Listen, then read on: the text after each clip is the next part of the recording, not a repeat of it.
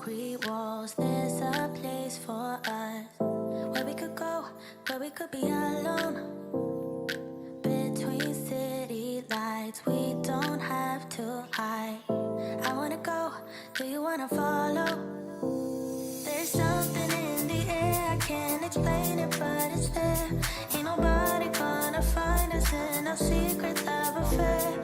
I don't wanna have to hide no more, it shouldn't be unfair. I wanna go, and I wanna know, do you wanna follow? Baby, do you wanna follow? Come with me, do you wanna follow? Baby, can't you see that? I wanna go, and I wanna know, do you wanna follow? Baby, do you wanna follow? Come with me, do you wanna follow? Baby, can't you see that? I wanna go, and I wanna know, do you wanna follow? I can't understand why we can't hold hands, but they don't know what we have is real love. Aren't you sick and tired of having to hide? I know a place, do you wanna follow? There's something in the air, I can't explain it, but it's there. Ain't nobody gonna find us in our secret love affair. I don't wanna have to hide no more, it shouldn't be unfair. I wanna go, and I wanna know, do you wanna follow? Baby, do you wanna follow? Come with me, do you wanna follow? Baby, can't you see that? I wanna go, and I wanna know, do you wanna follow?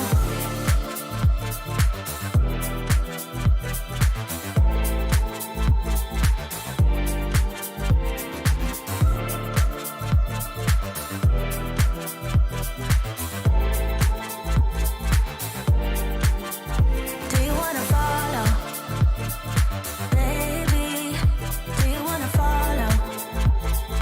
Come with me, do you wanna follow? Baby, can't you see that? I wanna go, and I wanna know, do you wanna follow?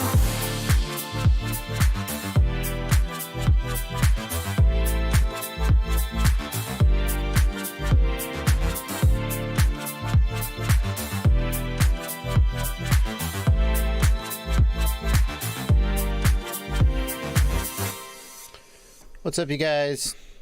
Welcome to the live stream. Oh wait, this is no good. This is no good. Hang on. Boom. There we go. You can see my my beautiful room and my messy desk.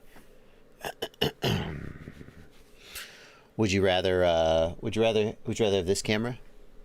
Hmm? Yeah. Let me just check my beard. Make sure it's luxurious, groomed. I'm just going to start the stream by doing all of the things that annoy the people who, that trigger the people who are watching.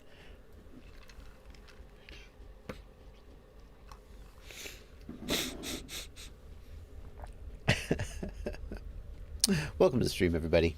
It is Monday night, and it is time for our Q&A live stream, just like we always do on Monday nights. Blunty's got nothing on me, says Sam Burns. Blunty has a absolutely luxurious beard. There is no doubt. Somebody at the end of the last live stream complained about my hairline in a pretty rude way, and I thought at first he was referring to my. Oh God, it's even worse. Yeah, I thought at first he was referring to my hairline on top.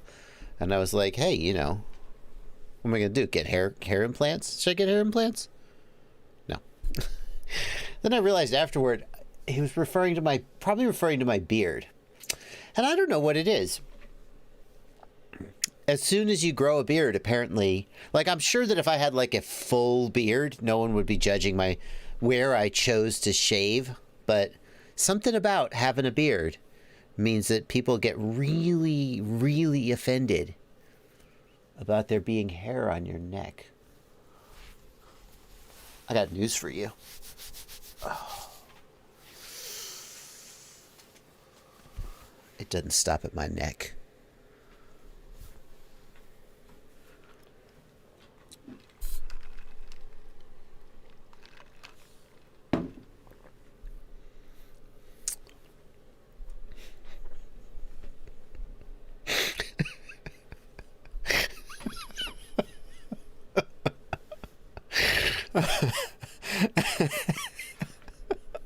Welcome to the live stream.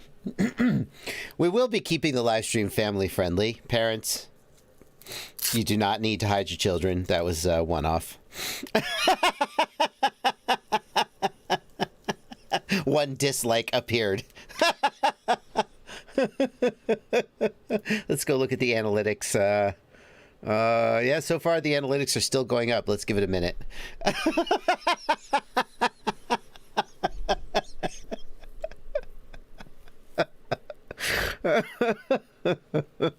Where do you think? Let's get on with the live stream. This is what I got going on here on my main screen. Mystery Smith in the Discord says my safe word is keep going.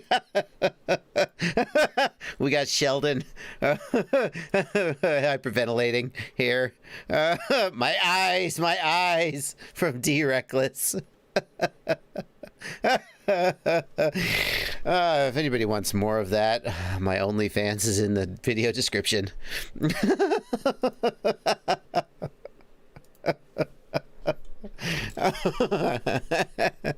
Oh, no. So here's the deal. You guys are going to ask questions in the chat. I'm going to answer the questions.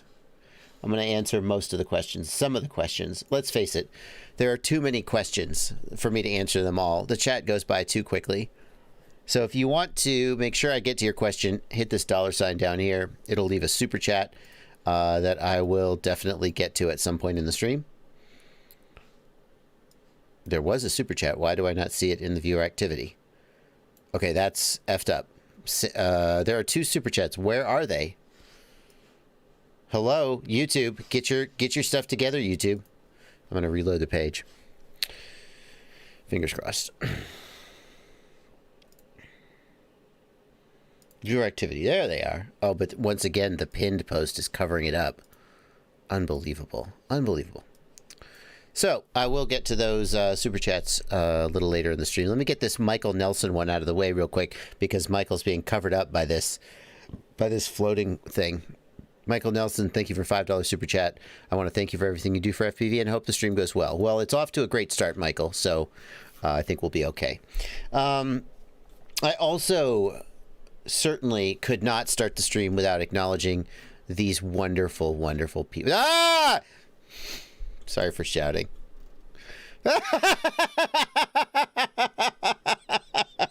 These beautiful people over here on the Discord. This is my Discord server. These people are my patrons. If you'd like to join them, you see, they get half of my screen real estate. They get half of my screen real estate. If you want to join them, there's a link in the video description. Join my Patreon for as little as $2 a month or more if you feel like I've earned it. And you can join those people over in the Discord and chat during the stream and all the rest of the time as well. So, no. No. Oh no, the Discord is gone way downhill. I'm gonna have to start moderating the Discord if this keeps up. That picture is not making it onto Lao Tse. There is nothing wrong with that. I'm not offended, but just in case I accidentally show that picture on the live stream, I'm gonna delete your message. Just so I don't accidentally scroll up and show that image on the live stream. That's a fine image. I'm okay with it, but I just don't think it's okay for the live stream.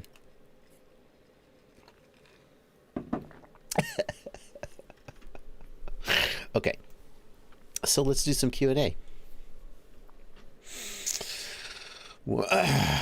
one of the questions that was being asked in the chat before the stream got started was, how are these people? There's like 2 people who have leaked footage and information about the upcoming DJI FPV drone.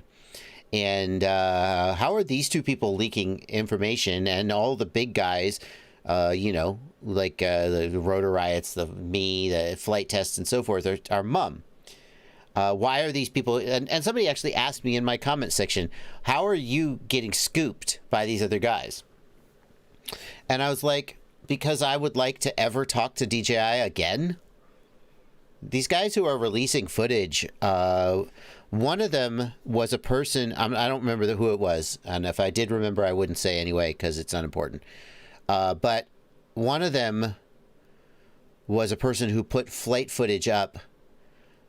I don't think he explicitly said it was footage from the DJI drone, but it was. He may have implied it heavily.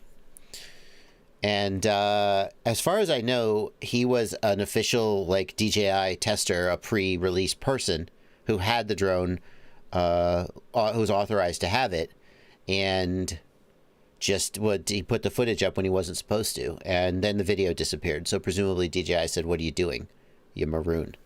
And then this other one is this unboxing video. And this one has a watermark of, I think it's called Dominion Drones. It has the watermark of Dominion Drones. So presumably that's who put the video out, although obviously I don't know. Dominion Drones, I Googled them. They're a DJI storefront. They're literally a brick and mortar storefront that sells DJI drones, I think in Virginia, but I'm not sure.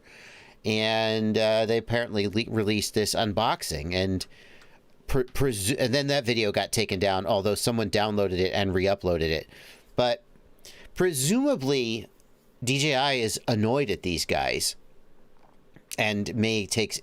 I mean, I don't think anybody's going to get sued, but, like, you certainly might not get a pre-release product again. I don't know. So the reason that I'm waiting is, number one, I want to do a good job. All of these pre-release leaks... They're like, I have a better understanding of why manufacturers hate leaks. And as a consumer, I love leaks. So don't get me wrong. But you really have to take leaks with a grain of salt. Being involved with product releases and seeing the whole product, and now I'm working on a review. I'm trying to think about all of the product, hearing the feedback from the leaks and thinking about how people are interpreting the product. And then going, what am I going to put in my video to try and communicate what this product is all about? And then I see somebody put a leak out, and the leak shows like one tiny aspect to the product. And because it's a leak, people give it a lot of credibility. But because it's a leak, it is not a complete picture of what the product is. And then people get like totally wrong impressions. And some people get some of the right impressions. Like not everything from the leaks is completely wrong.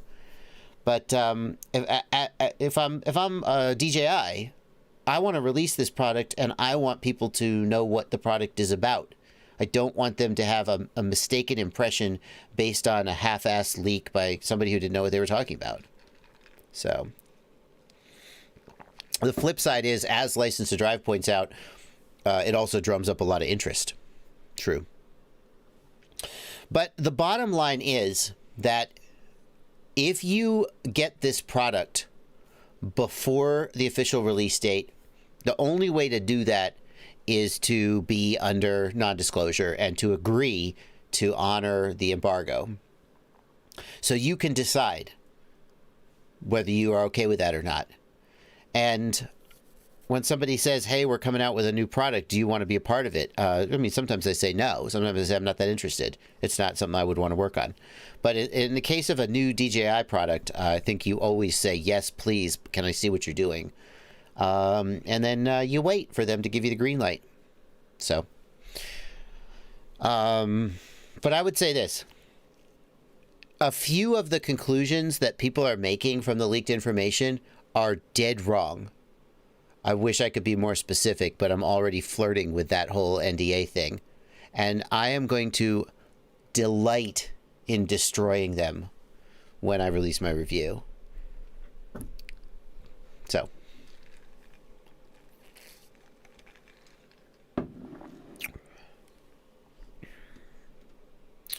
Anyway. February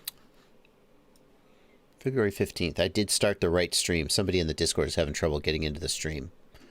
It's possible that DJI is releasing some stuff early. It's possible the leaks are intentional. Can't know for sure. Can't know for sure. I was shocked that this Dominion Drones place leaked this unboxing.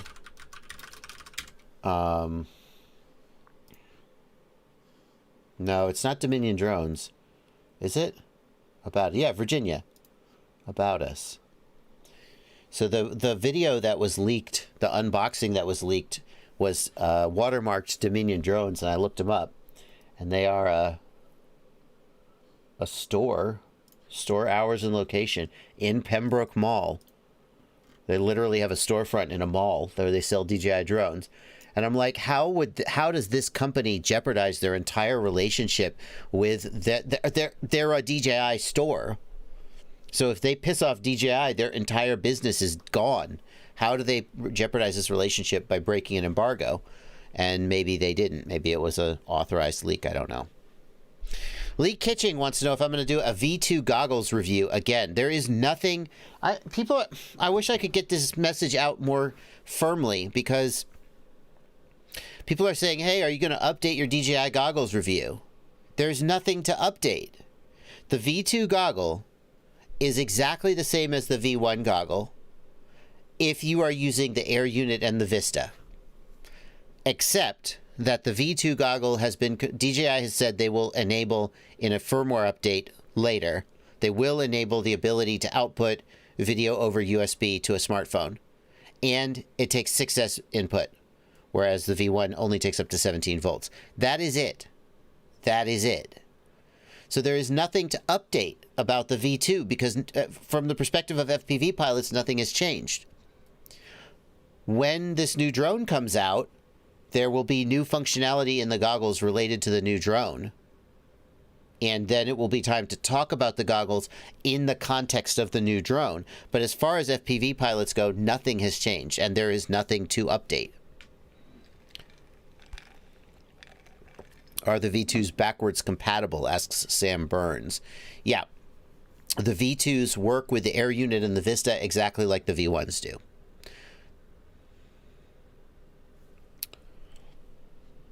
Cannon Hughes says the DJI drone doesn't even fly real acro. That's how would you know that? How would you know that? How would you even know that? Why would you think that you have any basis to make that statement? Anyway. License to Drive bought some SharkBite cameras and VTXs. They got shipped 2,400 kilometers the wrong direction over the weekend. Yeah, I saw that post on Facebook. Unfortunately, that's USPS's problem, really, not Get FPVs. Jeremy Hawken, why in Discord says read only for me. Jeremy, you need to go in Discord. You need to go to the Patrons Welcome channel and follow the steps there to link your Patreon and your Discord accounts together. Okay? Okay.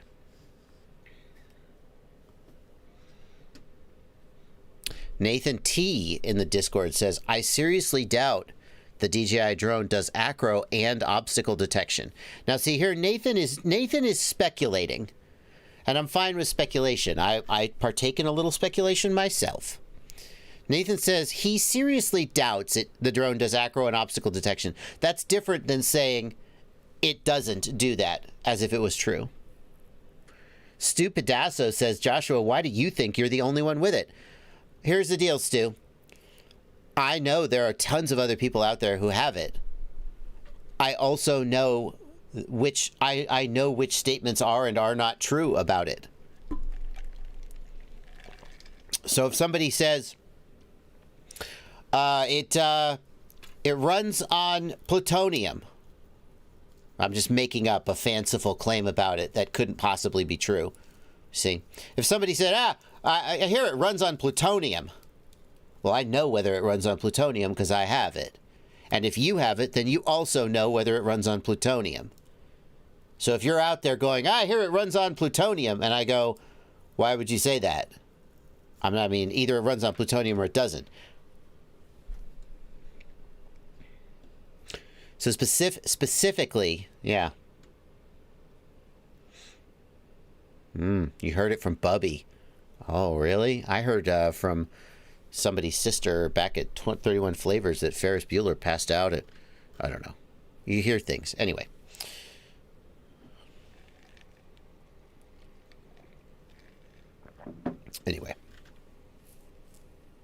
Eventually the day will come, and then we'll all find out. That's the only thing I would ask. When the day comes that the product releases and we all find out the truth, go back and look. Just look and see who was talking out their ass and who was actually telling the truth. You know. Anyway. Payson K in the Discord wants to know. By the way, Payson, I love your user icon. Yeah, nice user icon, Payson. What's that character's name? From Undertale. It's a cow from Undertale. Nice graphic. If I already use Crossfire, is there any point in me waiting for a combo so that I can get the V2 goggles with the new controller? Payson, I would like to answer that question. I can't talk details about the new controller and the new drone. I can talk details about the goggles because the goggles are out, but unfortunately I can't. I would say that you would have to wait for the product to release to be able to know the answer to that question, unfortunately. You would have to ask yourself whether you think the new drone is going to work with Crossfire, and whether you think the new controller is going to work with the Air unit and the Vista. But you'll know the answer to that question if you wait for the product to come out, which is probably what you should do.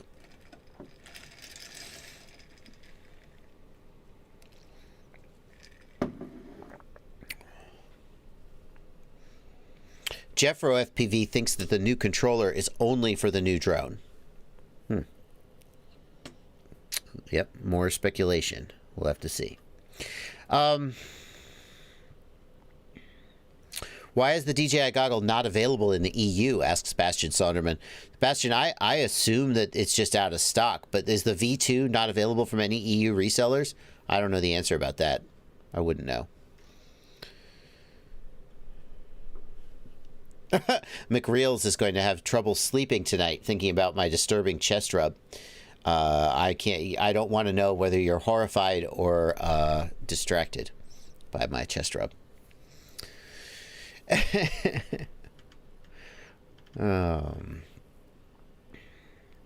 Lee Kitching is talking about the firmware for the V2 goggles. I have the V2 goggles, and they have a newer firmware on them that is not released to the public that relates to the drone. And I flashed them back to 0604, which is the last public firmware for the V1 goggle. And I did that because I wanted to test if the 1200 milliwatt power hack works. And when I did that, so here's the thing I know. If you take the V2 goggles and you flash them to the 0604 firmware for the V1 goggles, number one, it works. So the V2 and the V1 goggles can both take the 0604 firmware. That in and of itself is interesting to know. And the 1200 milliwatt power hack did work. However, 0604 is the last firmware version for the V1 goggles. Newer firmwares are out there for the V2 goggles and the drone, and I'm not able to confirm whether the 1200 milliwatt hack works on those, because when I flashed back to 0604, I could no longer update the firmware to the newer one, because that is not a thing that will affect people once it comes out. The pre-release firmware is only available through an alternate method of flashing, and I no longer have access to that alternate method of flashing once I put the 0604 firmware on the goggles, because now it thinks they're a V1 goggle and it doesn't recognize that they're a V2 goggle, is the gist of it. So Sam Burns, I don't know why UC600 I thought I flashed 600 from the DJI Assistant. Did you update the DJI Assistant to V2.1? I'm not sure.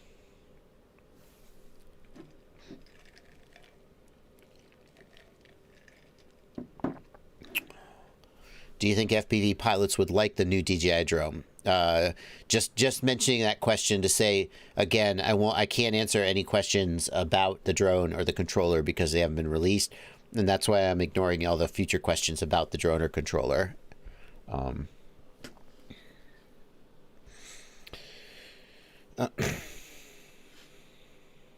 Okay.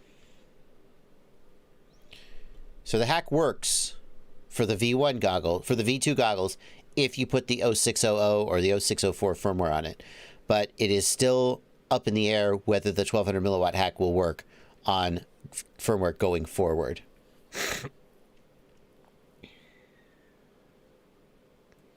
C9er says, I'm a longtime DJI customer, and they're screwing people who spent big money in 2020 if the new drone does not work with the V1 radio and goggles. I'm not sure why. I mean, I guess I understand why you would say that, but at the same time, you got exactly what you bought when you bought the V1 goggles. You got exactly what you thought you were going to get, which is an FPV system. You didn't know they were going to release the new drone and controller.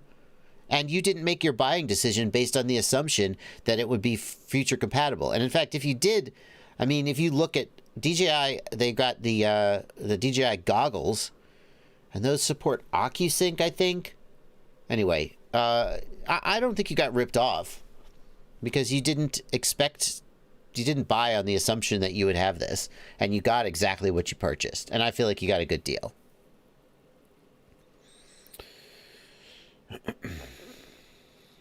All right, let's get some more super chats out of the way. Some super chats are coming in. Sam Carmel, thank you for a $5 super chat. My Heiko soldering iron, only a few months old, is not warming up anymore. What's wrong with it? Various things could be wrong with it, but I can't troubleshoot it for you remotely. I mean, it could be the heating element is damaged. It could be the plug. It could be the wiring. If you're lucky, there's some place you can get a Heiko soldering iron serviced. They should last longer than that. Heiko is a good brand, though. Stealth Micro in the Discord says, I updated my V2 goggles when I activated them, and they have firmware 01000604. Yes, that is the last firmware revision that was available for the V1, I believe. I'm pretty sure that is the last firmware version that was available for the V1, although I guess I'm not 100% sure. I would have to go back to my V1s and check the firmware that's on them. I believe that 0600 or 0604 is the last version for the V1. Zipperlips FPV, thanks for $5 super chat. The flash looks interesting, but also looks heavy. Care to comment? I can't comment on the drone. There was a weight that was leaked in the unboxing.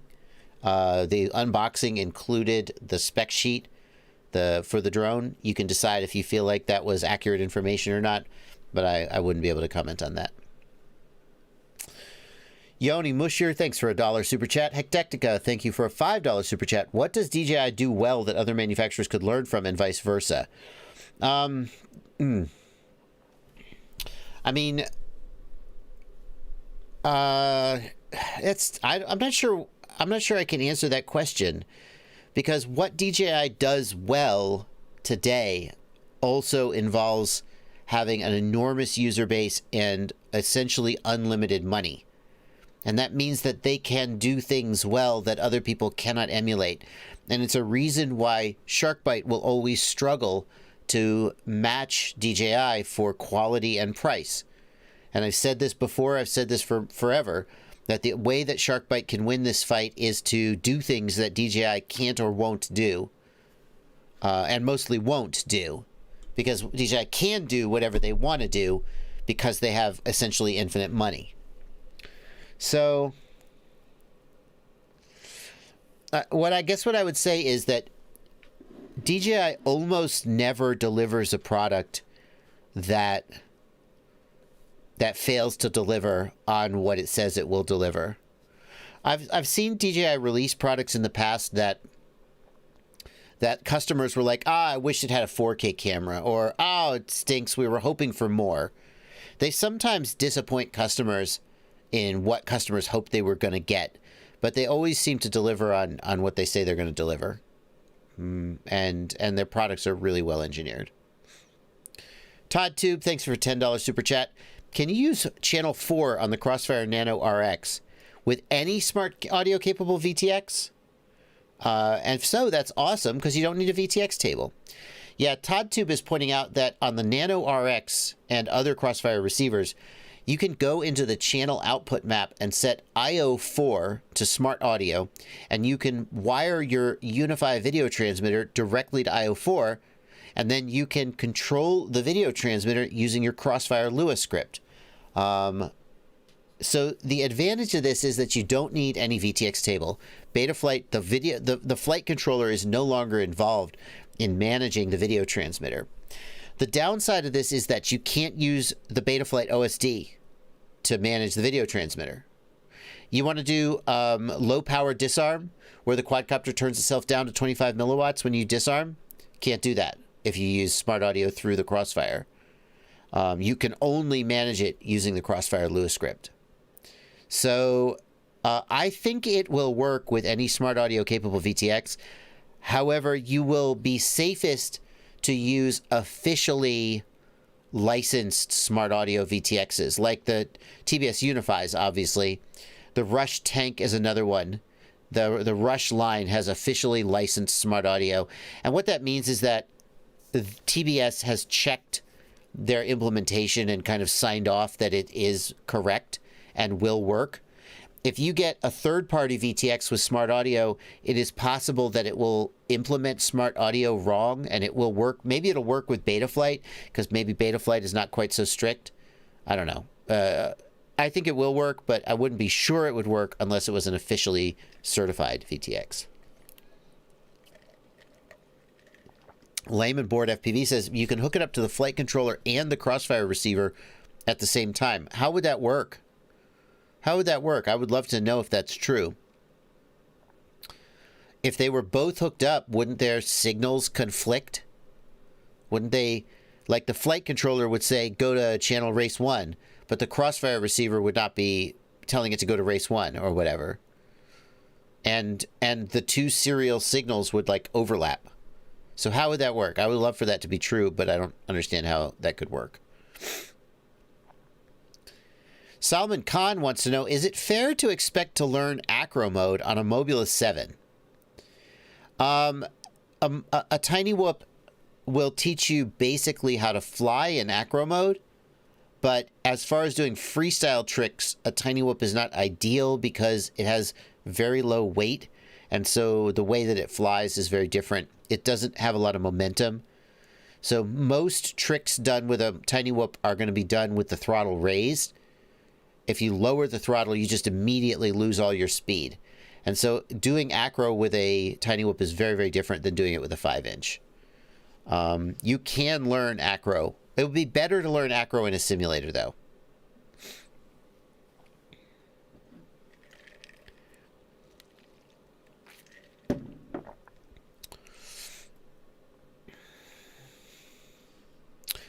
Blake Love says, I was going to get into quads and FPV, but this FAA BS has me thinking twice. What's your opinion?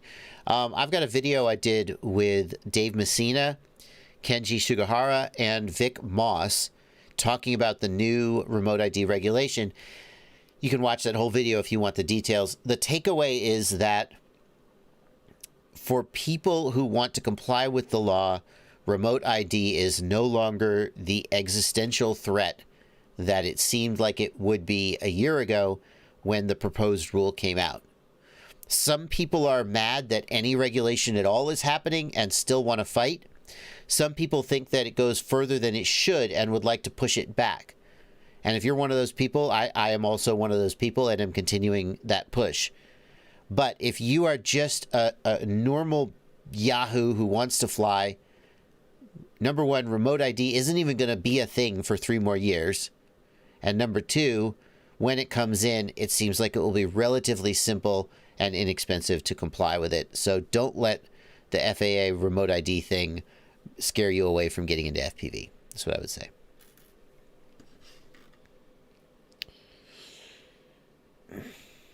Vampire 49.97. Thank you for a $5 super chat. Have you ever run into issues running DJI Assistant on your PC? It won't open on my PC at all. Yeah, the new 2.1 version of DJI Assistant has some kind of, it's either it has a Trojan in it or it's causing false positives. But Chrome will refuse to download it, and then Windows Explorer, Windows Virus Scanner will say it's got a virus. I had to whitelist it in Windows Virus Scanner before it would run. Windows kept quarantining it. Now, you might say, well, wait a minute. What if it has a Trojan in it? I don't know. Like, I would like to say, oh, come on, DJI is a reputable company. They wouldn't distribute a Trojan. I don't know. You got to decide. But multiple virus scanners are freaking out over the newest version of DJI. Other people said that this had happened before. And they were like, yeah, DJI's had false positives before. And I'm like, is no one considering that maybe there's actually a Trojan in here? And they're like, because, you know, does the Chinese government want to get into my computers? And are they doing that through DJI? Is that... What if they were to do that? Would they be sneaky enough to get it past I don't know. I don't know. But you decide for yourself. You're not alone, though. You're not alone.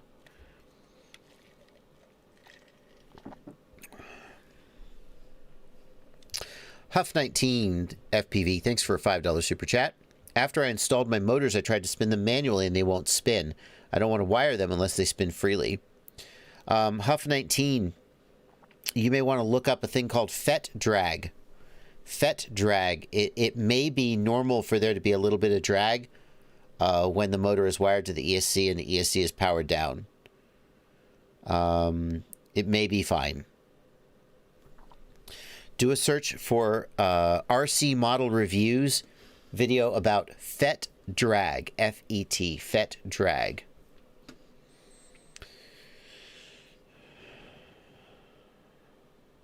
Whiteout FPV wants to know, is your everyday FPV system analog or digital? Whiteout, I still fly about 50-50. I have quads of both kinds. Digital is certainly, I would fly nothing but digital, except maybe for tiny whoops. If I just was able to sort of, you know, snap my fingers and make things however I wanted. I still fly analog because I review a lot of analog stuff, and a lot of people out there fly analog as well, so... G-Man FPV, thanks for a $5 super chat. Why has no one reviewed the FPV Crate Stark 5-inch? They must be popular, so they're sold out. What is the FPV Crate Stark 5-inch?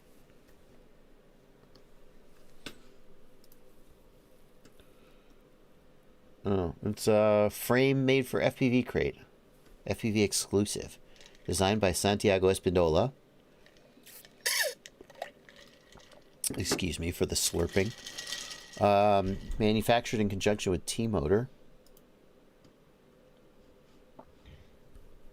Yeah. Looks like a 5-inch frame. I mean, I don't have any complaints about it.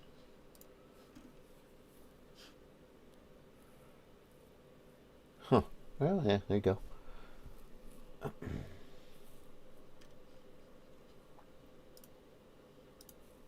Whenever I look at a frame like this, I try and find like one thing that jumps out at me as exceptional or unusual.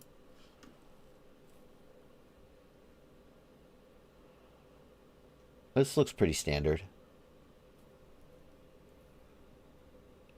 I like that the camera plate, you can flip, it looks like you can flip the camera plate around depending on which type of camera you want to use. That's kind of nice.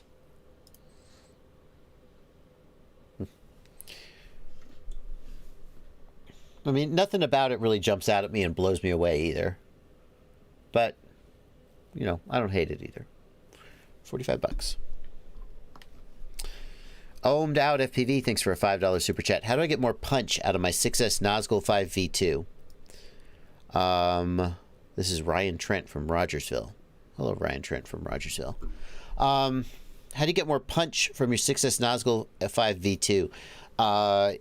make it lighter. If you've added accessories to it, lighten it up. Use a higher pitch prop. So instead of using like an Ethics S3 prop, which is a low pitch prop, use like a Gemfan 51477 or maybe a 51499. That's gonna tank your flight time and your battery life, but it will give you more punch. If you really want to, you could go to bigger motors, like 2208 size motors. But the first thing I would do probably is lighten it up and use a higher pitch prop. Huff19 says, the motors spin fine manually, but the minute I screw them into the frame, they're frozen stiff. Okay, Huff, that is a really important... that's really important. So, if you take a quadcopter motor... I don't have a spare motor just laying around. If you take a quadcopter motor and you connect two of the phases together, the motor will drag. And that's called FET drag. There's no FETs in that case, but when you short two poles of a brushless motor together, the magnets then prevent it from spinning, basically. And so what you're telling us is that when you screw the motor into the frame, you are shorting two of the phases together. Now, I'm sorry to say, the most likely thing to be happening is that you have a screw that is too long. It is going up through the bottom of the frame, and it is touching the windings of the motor, cutting the enamel of the windings and shorting them together. It's unfortunately very likely that you've damaged the motor, and I probably wouldn't fly the motor. Yeah. I'm very, very sorry to say that. So what I was hoping you would say is that, like, you were putting the ESC on the arm, and the carbon fiber arm was causing the solder joints to short together. And in which case the answer would be just lift up the ESC and pad it. I was imagining you were using individual ESCs. The bottom of the shaft could be hitting the arm. That's possible. Maybe that's good news. Maybe the bottom of the motor shaft is in some way binding on the arm. For example, some frames don't drill out the whole bottom of the motor shaft hole. They will just make a relief hole. And if the motor shaft is too long or the screw is too long, it will bind. Huff19, don't freak out. Don't return them. Check the screws, dude. Check the screws. Don't jump to conclusions. Continue to investigate. Check the motor screws. See if the motor screws are too long and are touching the windings. Check that the motor is not binding. Yeah.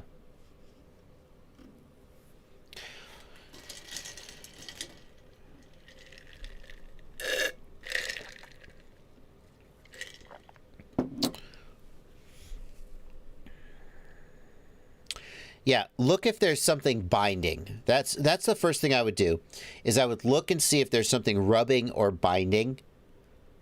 And somehow when you put it on the arm, that's causing that. But then check your motor screws, because if your motor screws are too long, that'll cause it. Check that the hole on the arm is not binding against the screw or anything like that.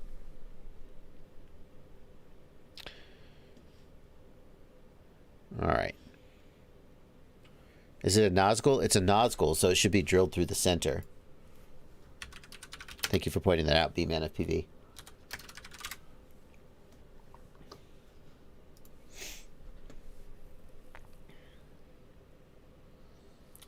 Yeah, the nozzle is drilled through the center, so you're probably not binding your shaft. Is a moon goat? Is it a moon goat? I'm getting mixed messages about what it is. The moon goat is also, looks like it's drilled all the way through. Can we confirm that? Yeah, the moon goat's also drilled all the way through. Kano FPV says, if I update my Radio Master TX16S, I'm going to lose all my data. Anytime you update an OpenTX radio, it's a very good idea to back up your data using OpenTX Companion. Go into OpenTX Companion and read models and settings, and then files save as. Then you've got that backed up. In general, when you update to a new version of OpenTX, you don't lose your models and settings.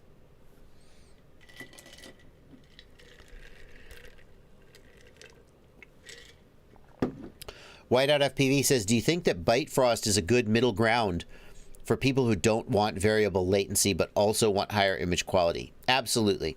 Absolutely, 100%. That is the perfect person to be getting Byte Frost. Who, you know, as much as I kind of badmouth Byte Frost, or Shark Byte, it's called Shark Byte now, right? As much as I badmouth it sometimes for not being as good as I would hope, I absolutely acknowledge there's people out there for whom it's perfect. One of the people for whom Shark Byte is perfect is a person who cares very much about consistent latency. DJI latency, the latency changes from 25, 35 milliseconds up to as much as 45 or even 50 or 60 milliseconds right before you failsafe. And so if you want consistent latency, and that's very important to you, SharkBite is way better than analog in terms of image quality. There are people who have looked at SharkBite and gone, it doesn't look like high def. It doesn't look it doesn't have the same knock your. It looks like the best analog you ever saw, is how I put it. It looks really good. So for someone who cares a lot about latency but wants better image quality, SharkBite is an okay way to go. The other person who might care a lot about it is a person who cares about lightweight. SharkBite has a new single board VTX that I don't know the weight, but it's lightweight, and it only does 200 milliwatts. But for something like a 95 millimeter or maybe even a little smaller, it'd be a very good choice. Worth mentioning, I talked to John Eska. Johnny Fly FPV, I think, or Johnny 5. I can't remember which one he is. There's two pilots with very similar names. But John Eska, he is a racer. He races DJI, and he tried racing SharkBite because, of course, the consistent latency matters. And he said that for him and for the other people in his club who tried SharkBite, they liked it, but then their they had like real problems with the hardware, like their VTXs were dying. And they all ended up either switching back to analog or going to DJI. So just a single data point there, but who knows?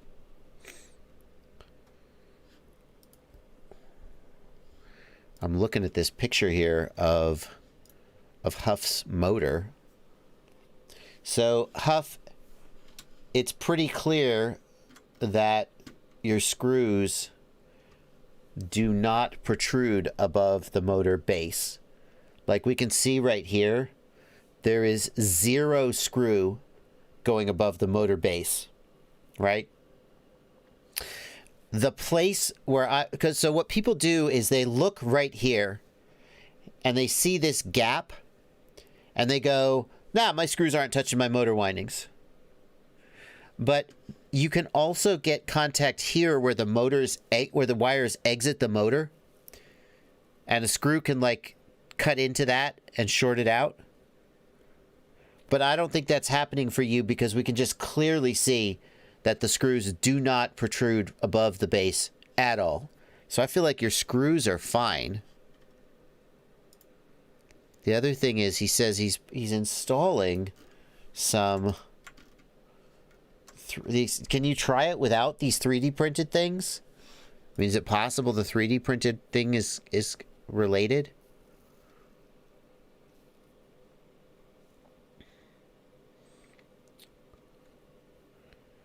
And the other thing, Huff, that I wonder is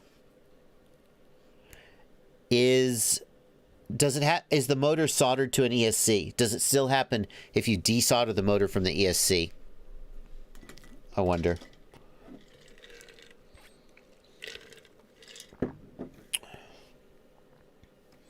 Whiteout continues with this question: would you consider making Byte Frost your daily driver? I did consider making Byte Frost my daily driver. I mentioned this story in an earlier live stream. there was a point very early in the DJI V2 release where I mistakenly thought they had made a decision that would be a deal breaker for me. I was wrong. I was like, wait a minute, are you saying this? And they were like, no, that's not what I'm saying. And I was like, oh, thank God. But for a minute, I thought that I would not be able to use DJI going forward. And I was like, well, I guess I would use Byte Frost before I use, or Shark Bite before I use analog. If DJI disappeared off the face of the earth tomorrow, I would be trying hard to find a way to make Shark Bite work, because the improved image quality, once you get used to the improved image quality, you really don't want to go back to analog. It's limiting how little you can see when you're flying analog compared to what you can see when you're flying digital. Get some more super chats out of the way here. Aber the Ham, thanks for a $5 super chat. Here's hoping DJI drops soon so I can buy it and you can have Q&As that aren't filled with speculation and questions. Yeah, me too. I hope it drops soon. Israel Castellan, thanks for a $10 super chat. You think my HD thinking P16 would benefit from Emu Flight and Mockingbird? Is it just for 1S whoops? No. Mockingbird and Emu Flight, but Mockingbird specifically, he tunes all kinds of quads, mostly micros, but not just 1S whoops. If he's got a Mockingbird tune, go for it. It's amazing. It's probably amazing. Mockingbird tunes tend to be focused towards racing, so that if you just trying to do smooth flying, a Mockingbird tune may be too aggressive for you, but but yeah, it's always worth a try. Emu Flight also flies really well, so definitely give it a try. Chris G, thank you for a $5 super chat. Respect for a fellow bear, flashing the nips 5 minutes into the stream. Old Man with the Drone, thank you for a $10 super chat. I've been flying Fat Shark Scout goggles and I love them. Just wish they had a little more penetration, or the Cobra X goggles worth upgrading to. Thanks. Yeah, so Old Man with the Drone, the receiver in the Cobra goggles is up there with the best in terms of analog modules like Rapid Fire and Fusion. The Scouts are the ones with the built-in... I always get the Scouts and the Recons backwards. The Scouts are the ones with the built-in patch antenna, right? Yeah. So the Scouts have a 10 dB patch antenna in them, though. So you would want to get a patch antenna and use that patch antenna with the Cobra X goggles. But assuming the antennas are the same between the Scouts and the Cobra X, I would expect the Cobra X to do better, because the Scouts are simple diversity and the Cobra X is a frame combining, like a rapid fire style, and that's going to be better. I hate to make you too many promises, though, because at the end of the day, it's not going to like double your range. Nothing is going to double your range, except getting a stronger video transmitter could double your range. So I do think you'll get better coverage with the Cobra X goggle, but I want you to have a realistic expectation. You're going to spend $220 and you're going to get 15% more range, perhaps. I'm just pulling that number out of my butt, but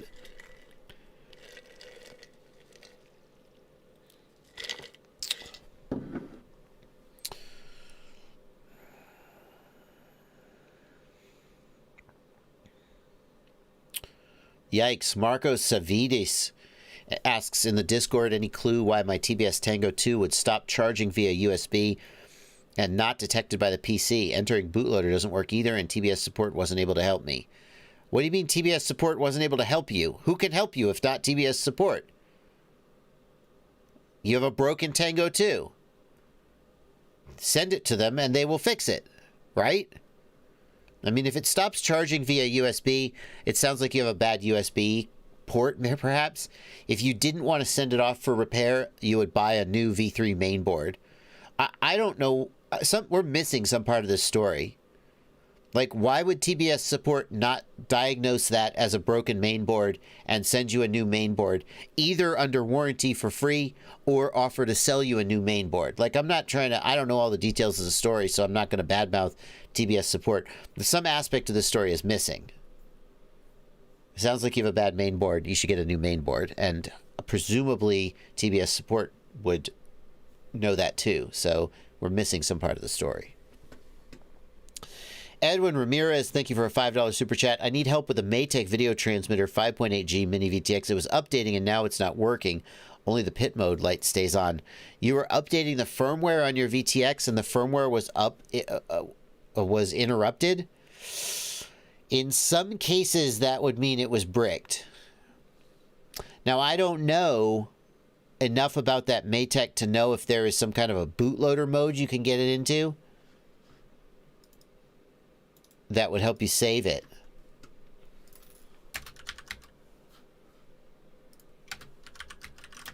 Let's see what we can find.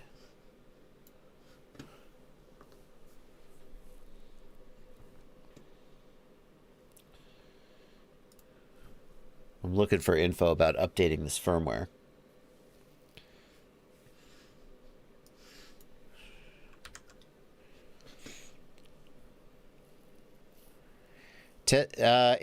People in the Discord are still trying to help Huff solve his binding motor problem. It's possible, if you think that the shaft is touching, then try to hold the motor against the frame without using the screws and see if it binds. I don't know how you would do that exactly. I see. Marco Savidis corrects the story. Thank you. TBS support offered to repair the radio. Good. And offered you a discounted replacement. Thank God. I expected no less. He wanted to repair it himself. I see. Yeah. So they're obviously not going to be able to diagnose that remotely. If you send it in, maybe they'll just replace the board, or maybe they'll troubleshoot it and figure out what's wrong. But yeah, that doesn't make sense. It doesn't surprise me that they weren't able to like diagnose it remotely. I'm glad that they did what I thought they should do. Offer you a replacement or offer to repair it. That's great. I mean, the thing is, they don't have the ability to take the board out of the radio and put it on a test bed and test it out. They don't have the radio, so they're just going to be like, let's just send you a new board. Totally the right thing to do. Update firmware for this VTX. Download firmware and guide from below. So we're talking now about this Maytech video transmitter that got bricked because the firmware update was interrupted. Michael Zeng says, I'm a beginner. Can you give me some tips on what kind of goggles I should get? Yep, I sure can. FPV Goggle Buyer's Guide 2021. This is the video for you, my friend.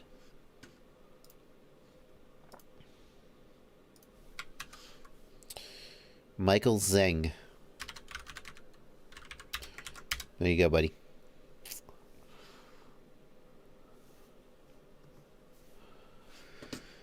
Let's see here.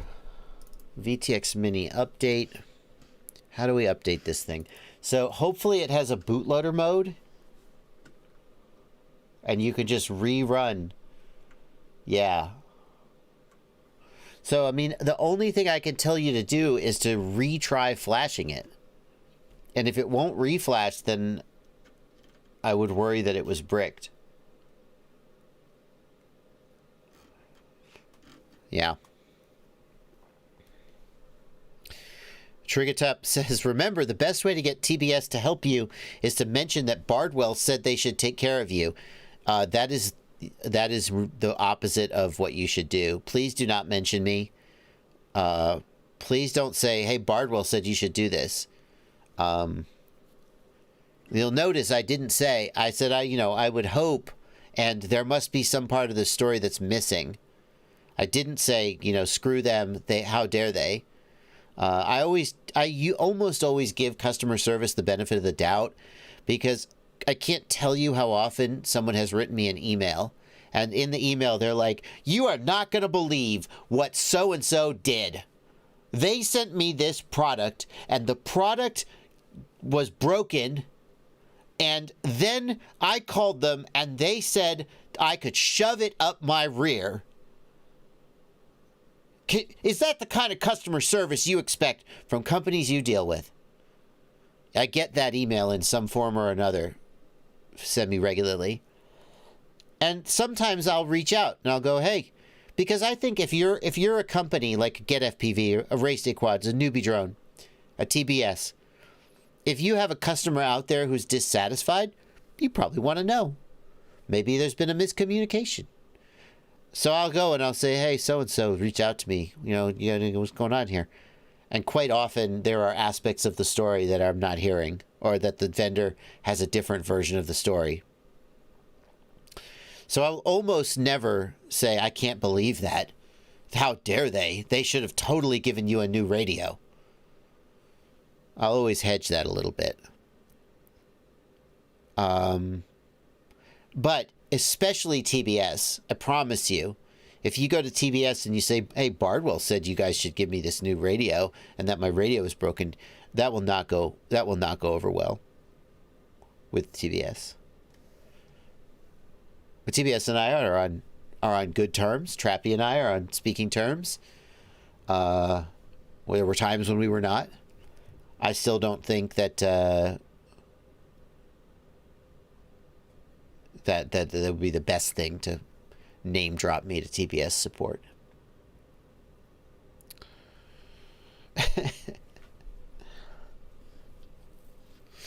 Have you ever seen somebody pair a DJI quad with an XM Plus? No. I mean, I'm sure somebody's doing it. The range of the DJI system will outrange the control link.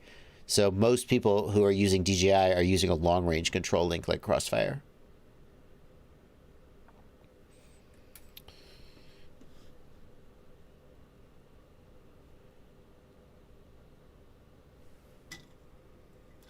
Marco Savita says, TBS did help me troubleshoot it a lot. They even showed me how to short 2 pins so the battery management system would be bypassed in case that was what was preventing it from being charged. Sounds like they went above and beyond. That's cool. I would expect that from them. Olaf, I'm not going to touch that question because I don't want to restart the thing. So we're on good terms. We're going to stay on good terms.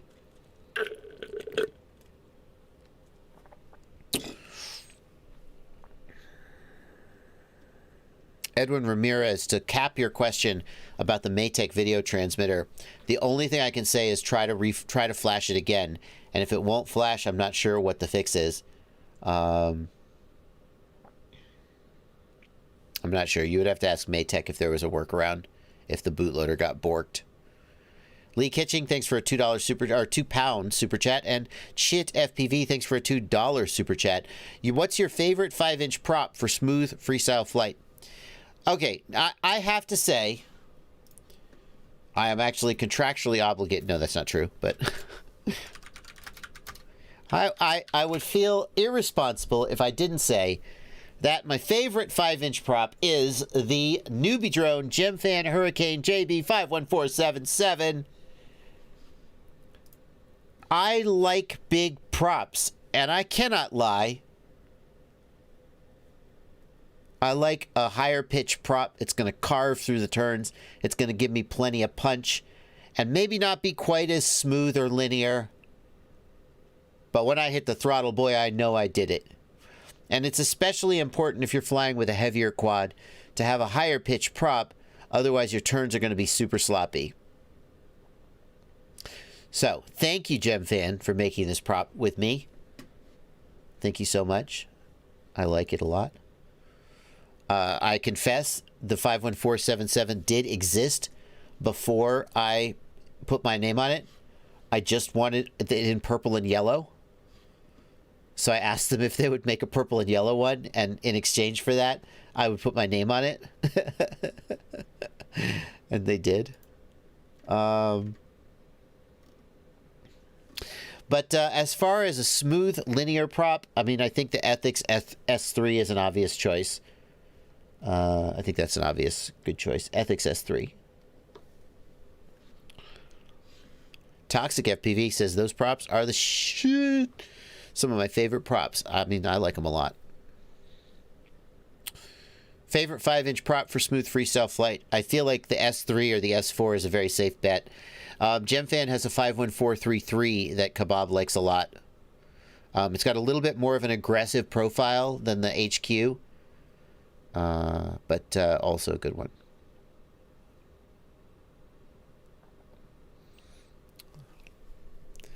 What are your thoughts on the Caddx Nebula Pro, asks Slapjack. Slapjack, I've got a review of the Caddx Nebula Pro coming up on my channel later this week. The short version is that the Nebula Pro is nearly as good as the Visa and the DJI camera under most conditions. It's a little bit cheaper. It's a standard micro size of 19 millimeters instead of the slightly odd like 19.5 or 20 millimeter size of the DJI camera. The Nebula Pro is and it has all the functionality of. I didn't like the Nebula Nano because it was missing some of the functionality of the DJI camera, like the low latency mode. The Nebula Pro has all the functionality. The Nebula Pro is a fine substitute for the Caddx Vista camera.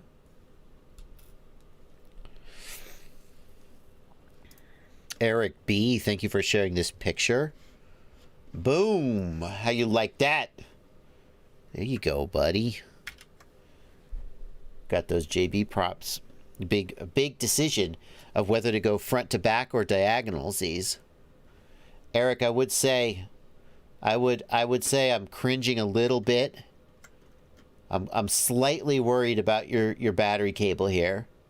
Like, I know that there's this holder here and that should save it, but I'm slightly worried here, man. I don't like this.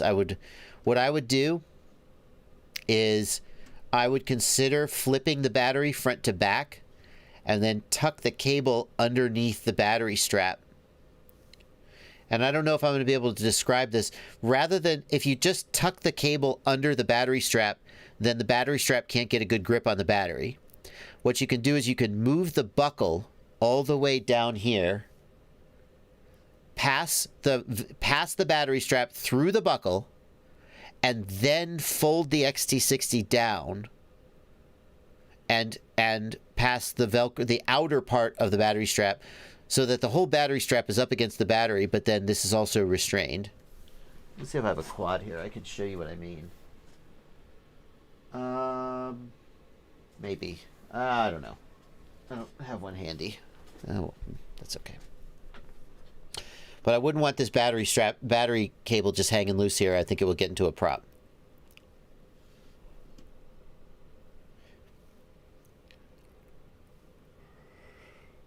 Yeah, I hope that made sense.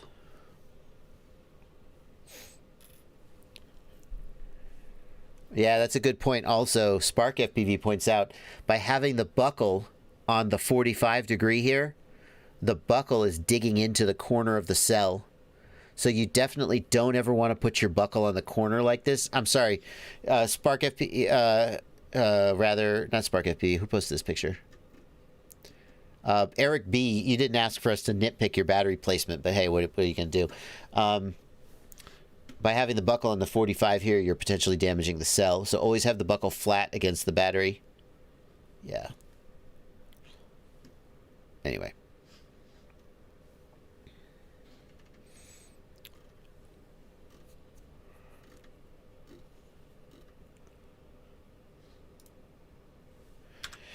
I will occasionally, if I have two battery straps, I will sometimes pass, because sometimes you can't get the buckle exactly where it needs to be.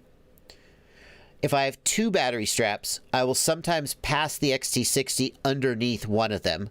So the XT60 is laying directly against the battery, and the battery strap goes over the top and around the buckle, the battery strap, or the XT60 and the battery, but only if I have two battery straps, because that limits the amount of surface contact that the battery strap has with the battery. So, but not if I have one battery strap.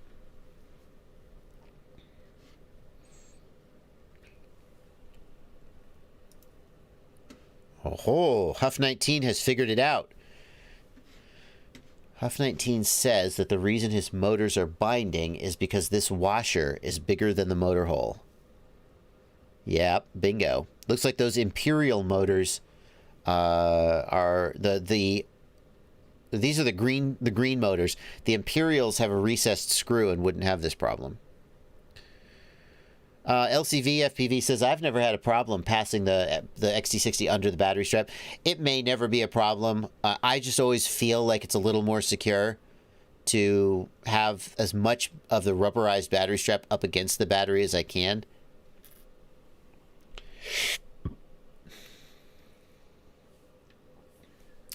If you are using these green motors, definitely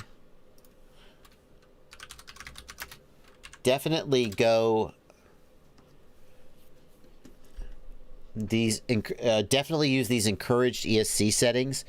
I tested these motors this week, and I've got a video that will come out about them soon. I got desyncs, instant desyncs, anytime I tried to do like a Rubik's Cube. For smooth flying, it was fine. But I got instant desyncs when I tried to do like sharp moves. These settings fixed it. And also, Bob is having the manufacturer redesign the motor bell. And he says that anybody who bought the green motors is going to get, I think he said that, oh shoot, wrong place to click. I think he said he was going to send replacement motor bells to the people who bought the motors. But if you have the green motors, if you have these, dagnabbit, these motors, and you're going to have crazy desyncs on many ESCs. So definitely use these settings, and then consider getting the replacement motor bells from Bob when he has them.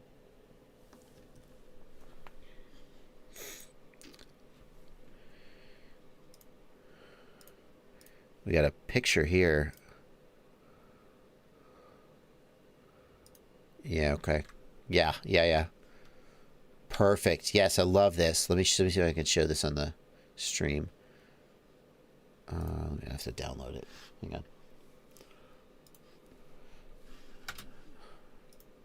So going back to the question of battery strap management, we got a video here from McReels, and let's see if we can see how he's doing it. Yeah. So you can see right here, we've got the battery lead tucked away and twisted a little bit out of the way, and then it is secured by this battery strap, so it cannot go anywhere. It cannot get into the props. Now he's got the battery, the XT60 going under the whole strap, which I would be fine with as long as I was using two straps.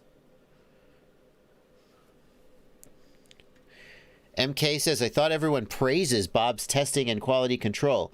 Yeah, so what Bob is saying is that the manufacturer changed the motor bell between the prototypes and the manufacturing, which unfortunately is a thing that some manufacturers will do. Like maybe they use slightly weaker magnets. And the problem is that, Big FPV says the white ones do it also. Damn.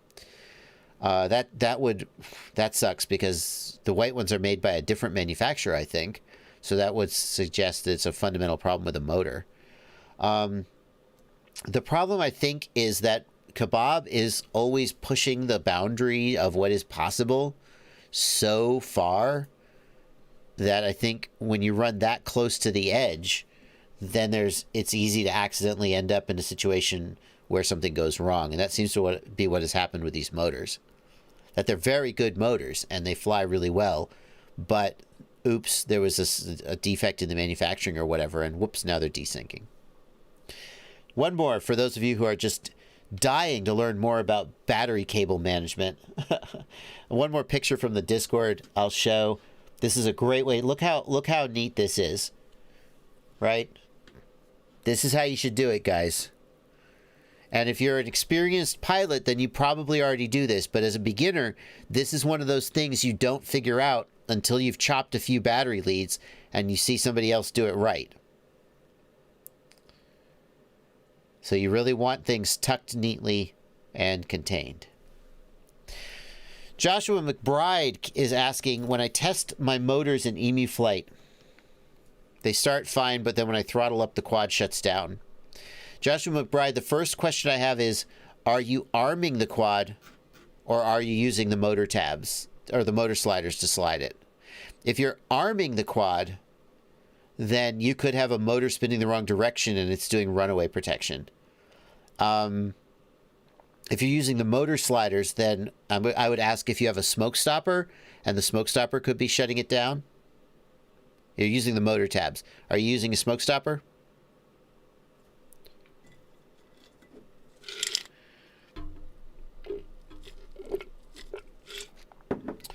Someone pointed out, this is a good point too. Someone in the chat pointed out, the risk of doing it like this is if the battery slides forward, the battery will come disconnected. But I think we're okay here because you can see there's just a little bit of slack back here. So I think if the battery were to slide forward, this slack would give, but the battery wouldn't come unplugged. But you want to be sure that you don't route the battery cable so tightly that if the battery moves, it comes unplugged. So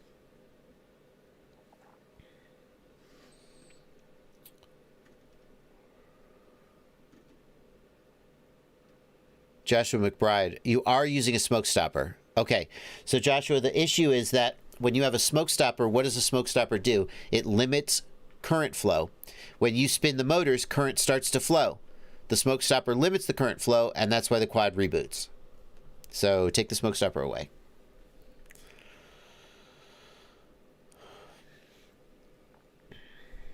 Michael Zhang wants to know, what about the Fat Shark Recon? Fat Shark Recon is a fine beginner goggle. Absolutely. Carlos Garcia, thank you for a $5 super chat. I've got a Beta FPV F4 1S AIO brushless flight controller with FreeSky RX on board. Can I wire my own Crossfire receiver to it? Almost certainly yes, Carlos. You need a spare UART TX and RX pad. And those little flight controllers almost always have one or two spare UARTs that you could use for Crossfire. Spider Monkey FPV, so you need to look at the pinout, and you need to just figure out where a spare TX and RX is. Spider Monkey FPV, thanks for a $1 super chat. Coelho FPV, thanks for a $10 super chat. I just built a 10-inch quad with 3115 motors, 1050 kV, preset pits from UAV Tech. It flies nice, except it oscillates a bit on hover. Whoa! That would concern me quite a lot. Because if it oscillates on hover, then I would think as soon as you punch the throttle, it's going to go crazy. I wonder what you mean by oscillates on hover. Because, like, if it's actually, like...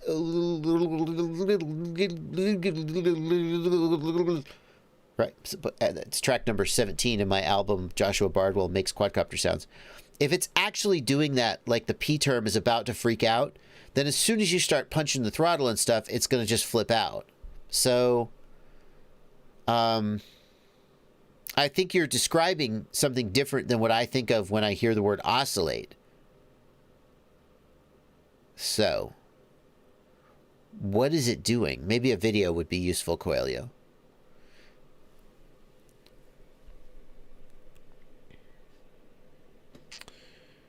Spider Monkey is not the DJI leaker Pacific Northwest, I don't think.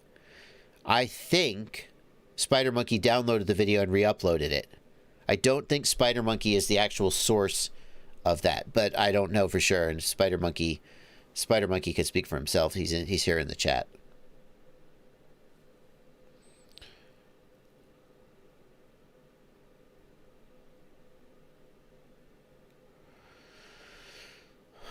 Tyler Harris says, when I crash my Mobula 7, it fail-safes, and no matter how close I am to it, the only way to get it to respond to radio inputs is to power cycle. I am sorry, man. I would be replacing the flight controller at that point. I know that's kind of a cop-out answer, but the thing is, on the Mobula 7, the ESC, the flight controller, and the receiver are all just one board, and that's such an out-there problem. It sounds like it's like freezing up or something when you crash. I think it's still working, but I would probably replace it.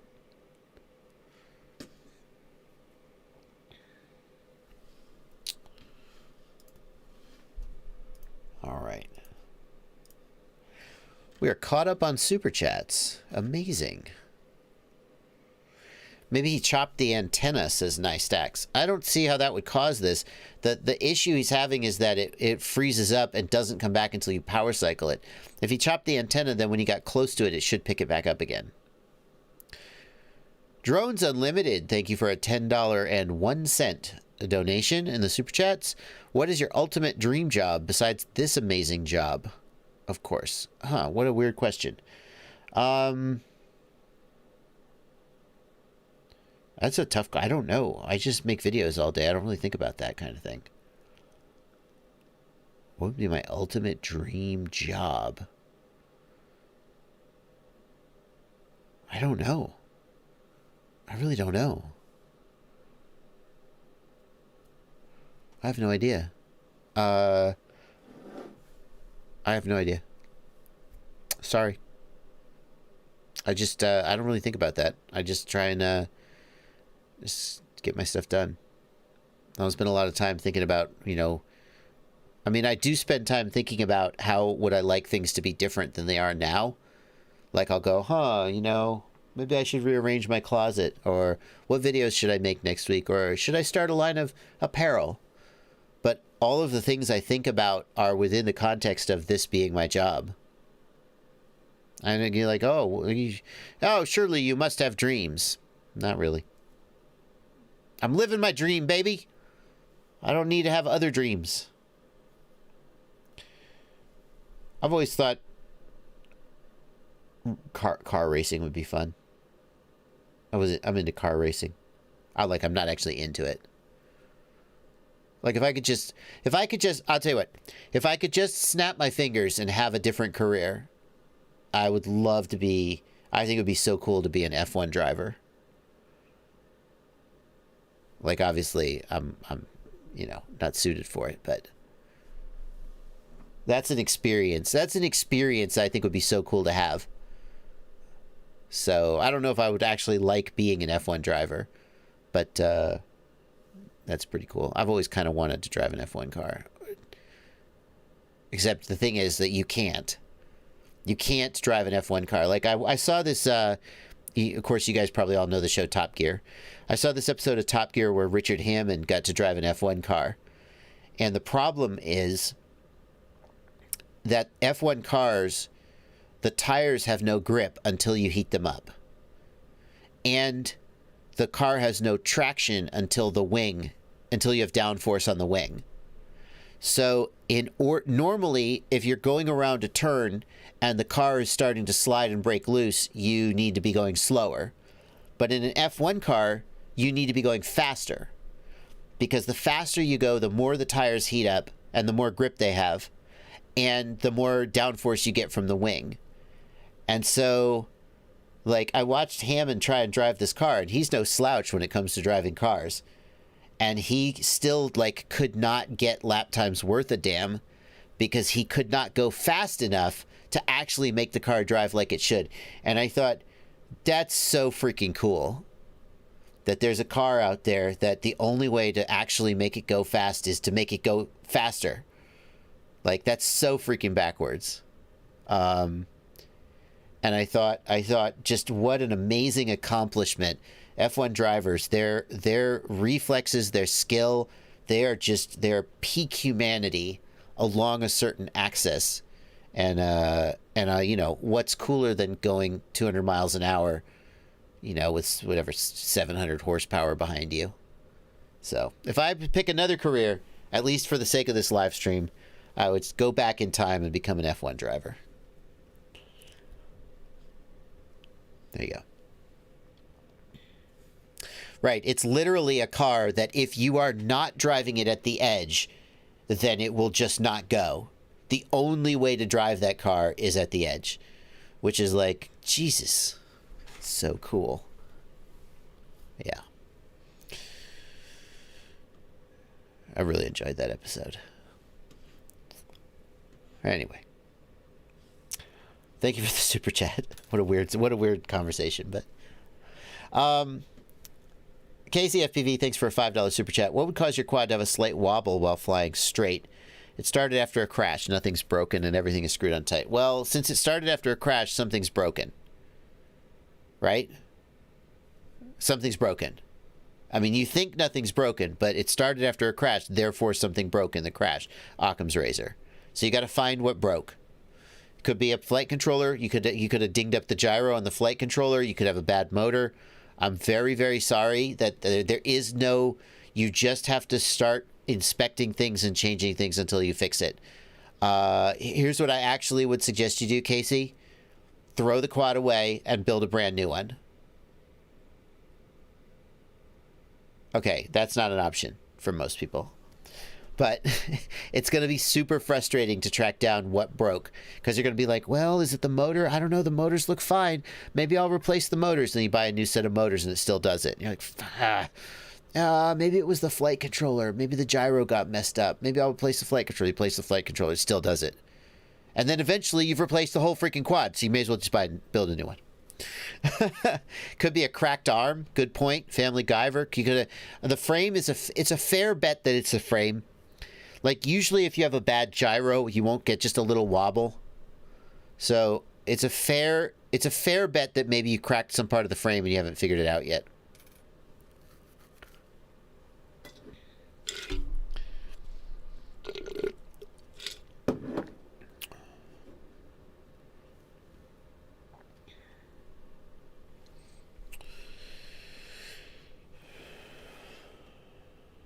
KCFPV, thanks for a $2 super chat. What would cause your quad to have a... no, forgot to mention I put all new props on, too. Good point on the props, Casey.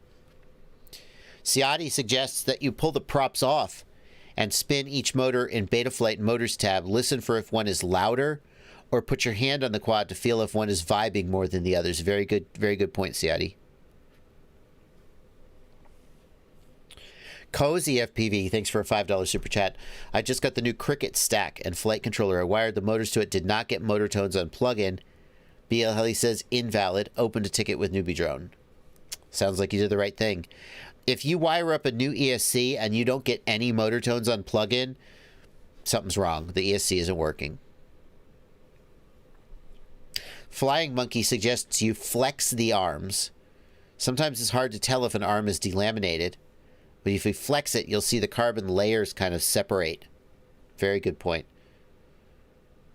I was kind of joking about just build a new quad because, like, it's so frustrating to track down one of these little gremlins. Like, you build a quadcopter, it's brand new, it's flying great, it's smooth, it's clean, there's no vibrations, and then one day you're looking at the footage and you're like, what is going on? There's just this little vibration. And you're just like, how are you going to track it down? And on some level, I'm like, forget it. It's dead. You just throw it away. And I don't, because it's stupid. Because it's like, you know, that's. But on some level, I'm just so frustrated that there's this weird gremlin that popped up, and I don't know what's causing it. And I'm going to just replace things until it fixes it.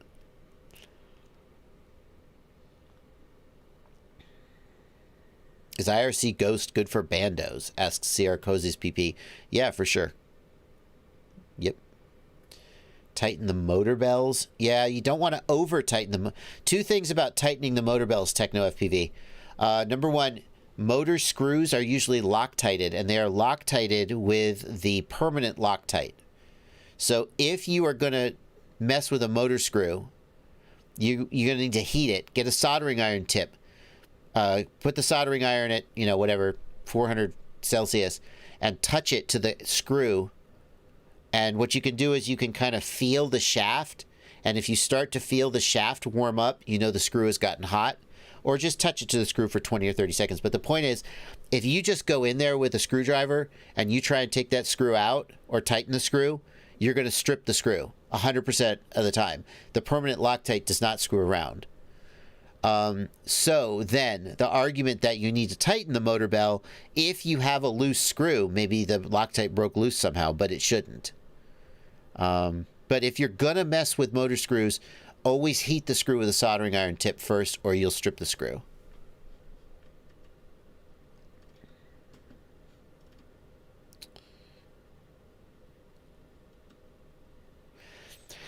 Fluoxetine, thank you for 25. PLN, Polish Zloty, I think. My ESC burned once while updating. Do you recommend any opto-isolated USB adapter to protect your PC from overvoltage?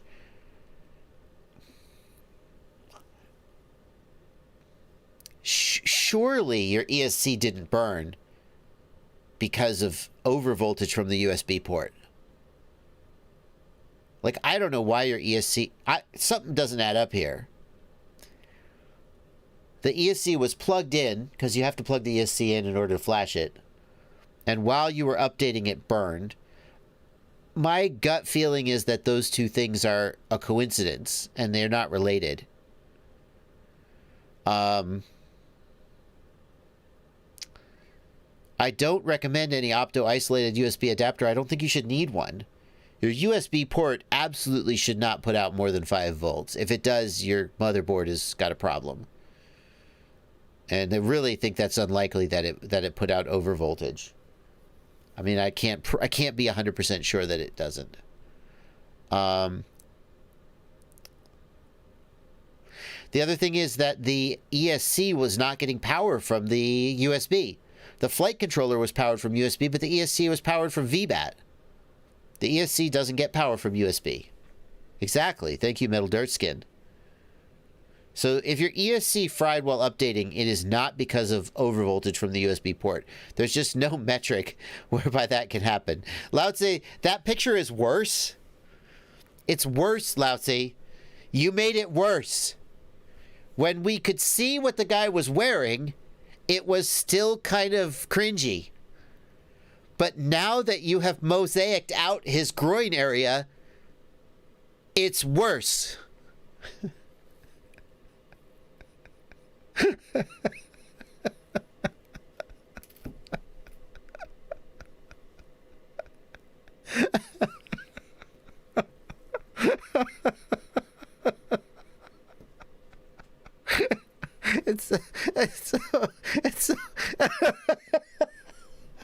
It's a fucking masterpiece. It's a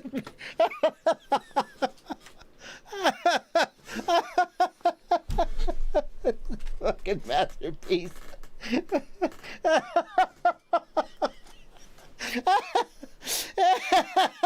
He put the DJI drone in.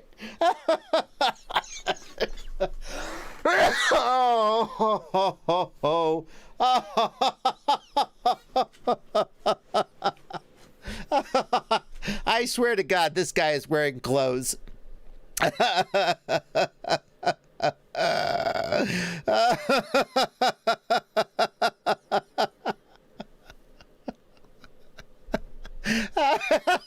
That's a famous picture on the internet if you haven't seen it before. It's of a man attempting to be sexy with his guitar. Those aren't real guitars. Those are Guitar Hero guitars. Those are Guitar Hero game controller guitars. And a whole bunch of guns and knives and ammunition on his bed. He is wearing pants, for the record. The fact that it's now mosaiced out makes it look worse.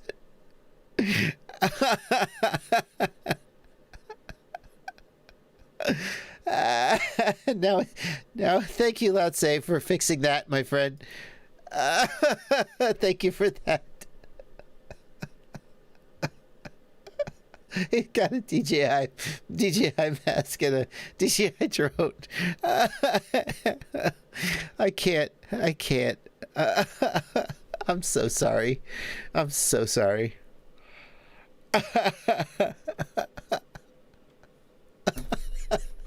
It was too much. It was too much. Okay. Let's get on with the live stream.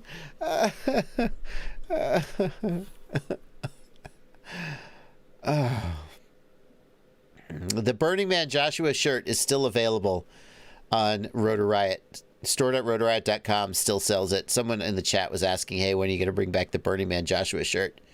Still available. Store.rotorriot.com. Oh, Athix FPV, thank you for a $2 super chat. Beardo FPV, thanks for a $1 super chat. We're caught up on super chats now. License to Drive, I did see that picture you made of me and Tony Cake. I did see that. It was this whole live stream was just turning into a meme reaction show.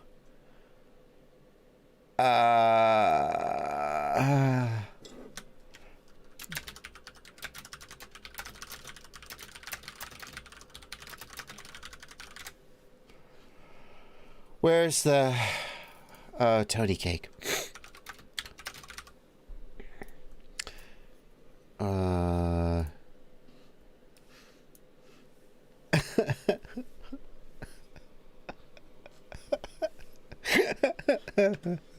This one is not the worst ever.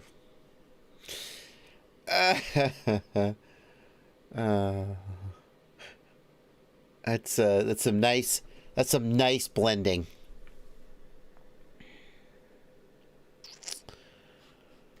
Oh, wow. All right.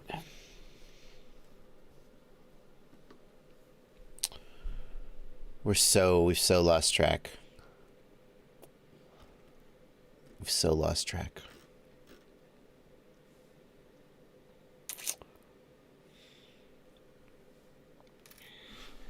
We're going to close these windows now. Oh my God, I'm seeing it again.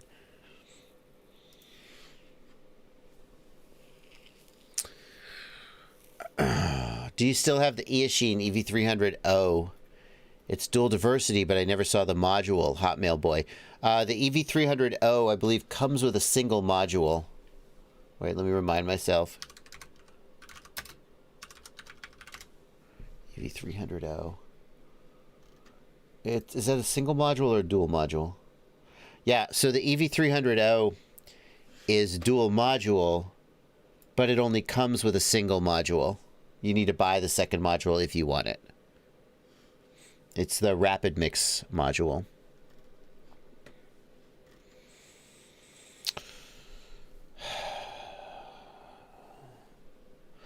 Oh, because the name of that movie is Ghost. That I missed that until this very minute. It's Ghost, and that Impulse RC Ghost.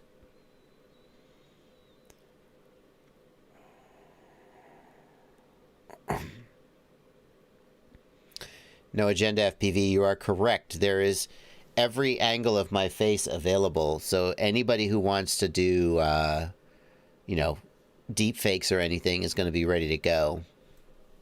The good news is that if a compromising video ever comes out of me, you know, laying on a bed naked with a bunch of guns and DJI drones next to me, I can just say, I didn't pose for that. That's clearly been faked. With all the video that's out here of me, it would be easy for someone to fake it.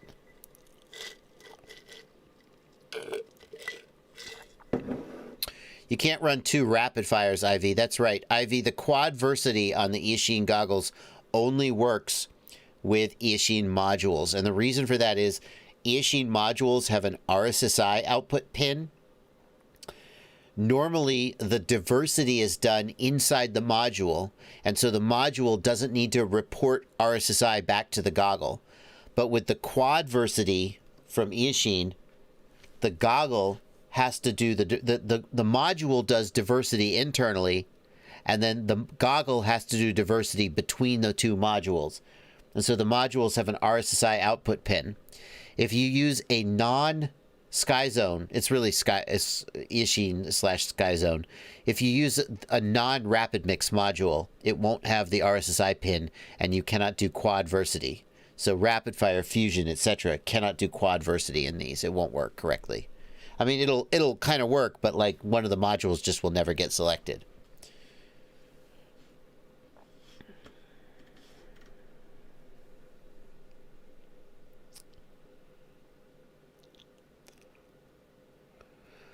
AK Drone Flyer wants to know, the DJI Goggles V2 uses its antennas slightly differently than the V1. Does that make them less suitable for analog adapters than the V1 goggles for analog control FPV?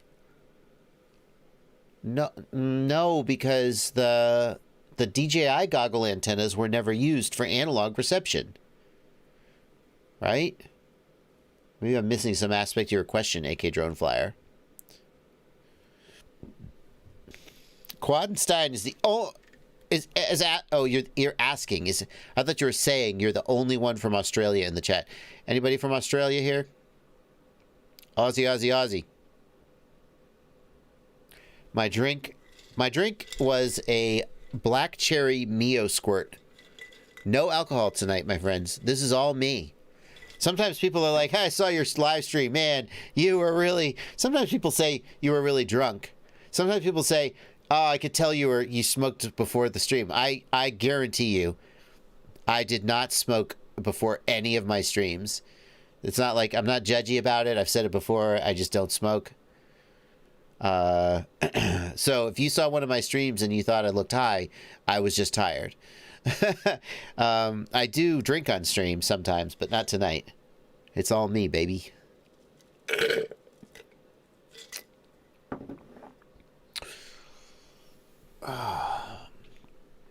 Is Quadversity with 2 rapid mixes better than 1 rapid fire? Asks IV.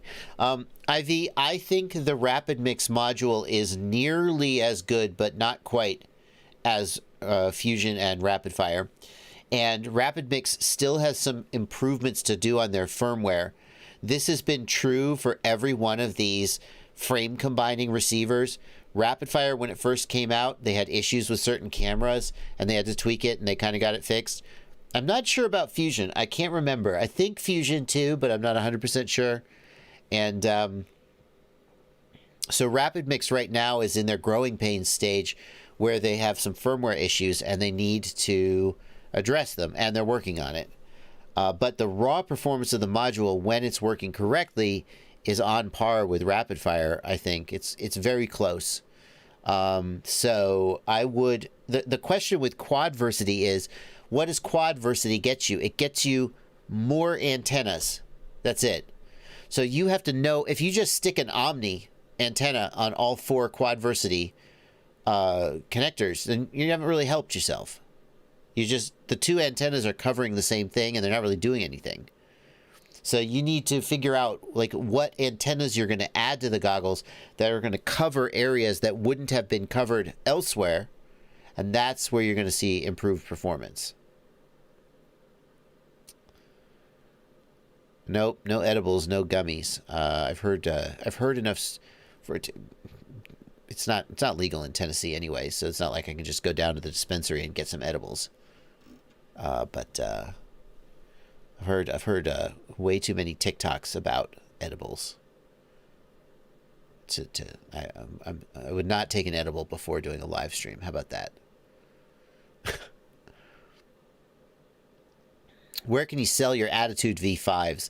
Facebook, there's an FPV marketplace, FPV buy sell trade group. That's pretty good.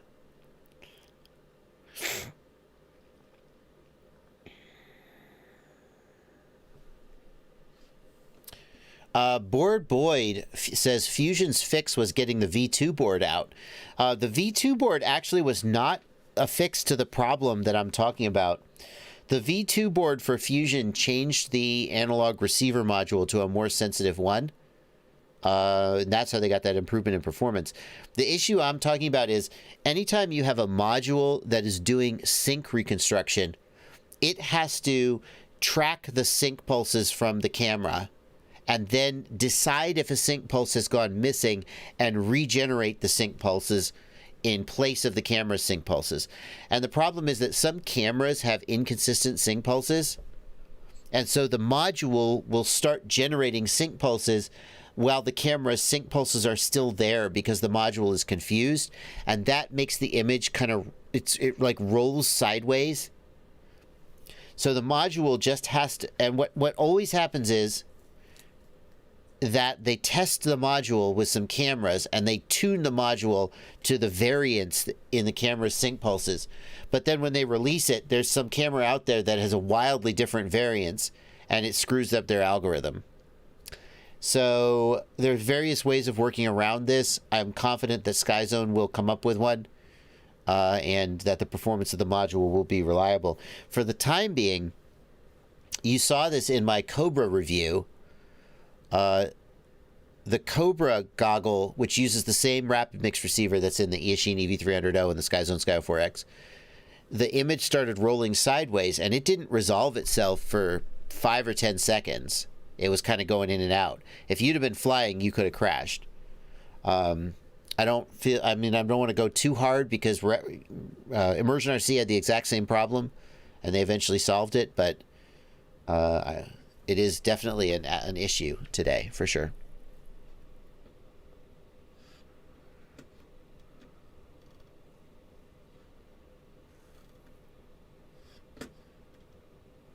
Ghost Branch FPV, good to see you there.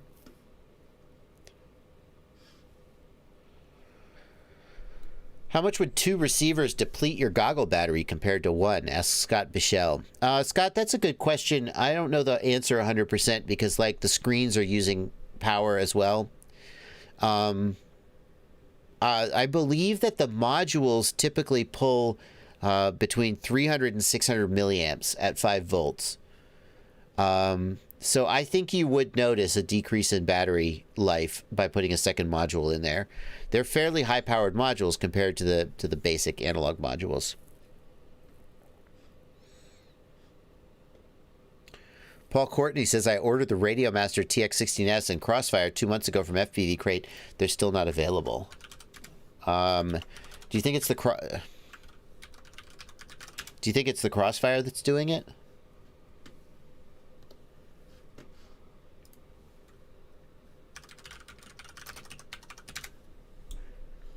Because FPV Crate has a really good selection of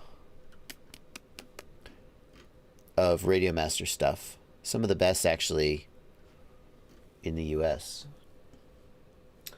Let's go with the Hall Gimbals Carbon. Where's the Crossfire edition, though? I didn't see that. I don't see the Crossfire edition.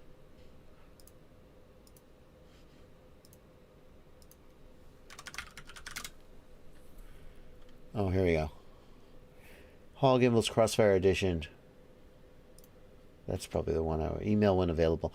I bet you that the Crossfire Edition is just not being stocked. So I would cancel that order. I would order the Radio Master and the Crossfire separately. That's what I would say.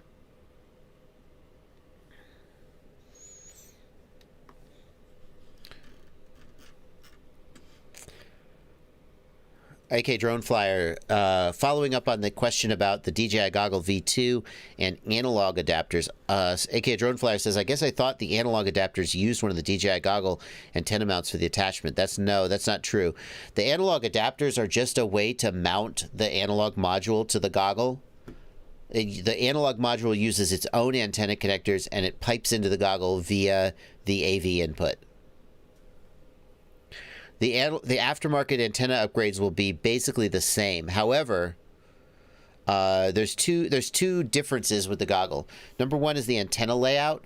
It used to be that like 2 of the antennas were receive only, and 2 of the antennas were either transmit or receive.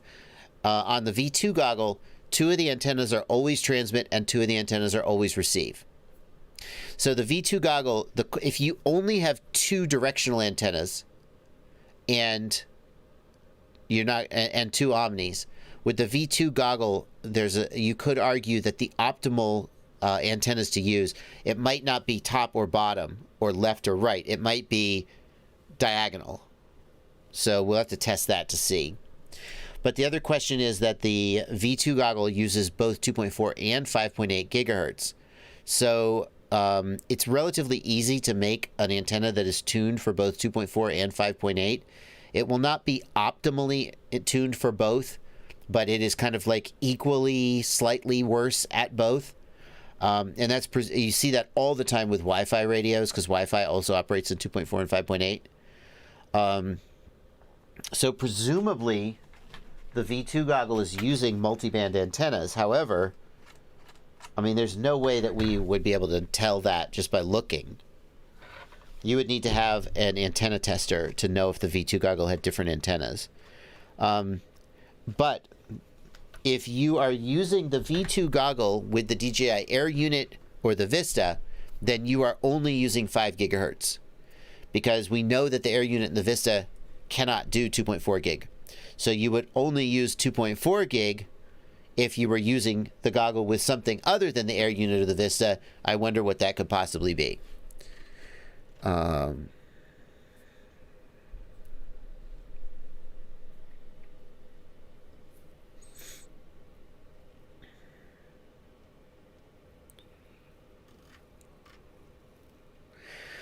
When a motor is running hot due to a bad tune, does it reduce flight time? Heat equals energy loss, right? Jason Lee asks. Yeah, Jason Lee. I suppose in theory, but realistically, the additional energy you're losing to that heat is so small compared to the energy just being used to fly the quad. I don't think you would notice the difference.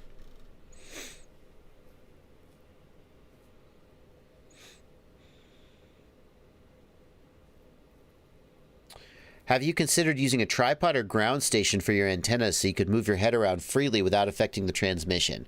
No, because if you have antennas mounted to a tripod, you need antenna cables going to the goggles, and the loss in the antenna cables is going to it's typically going to, I mean, if you're doing like a really high gain antenna for a long range shot, then yeah, you need a ground station so the antenna doesn't move. But typically, for the loss in the antennas would offset any advantage of having the antennas stabilized.